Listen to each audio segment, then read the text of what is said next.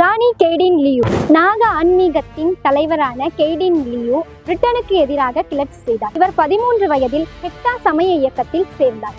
British Manipur போரை தொடர்ந்து இவ்வியக்கமானது அரசியல் போராட்டமாக மாறியது. ராணி கெய்டின் லியூ 16 வயதில் பிரிட்டன் அரசால் சிறையில் அடைக்கப்பட்டார். 1937இல் ஜவஹர்லால் நேரு இவரை சந்திக்க வந்தபொழுது விடுதலை பெற்று தருவதாக கூறினார். ஆனால் இறுதியாக 1946இல் இந்திய இடைக்கால அரசாங்கம் உருவான போதுதான் விடுதலை செய்யப்பட்டார். அஸ்ஃபக் உல்லா கான் இந்திய சுதந்திர போராட்டத்தில் முக்கியமான தலைவராக இருந்தார்.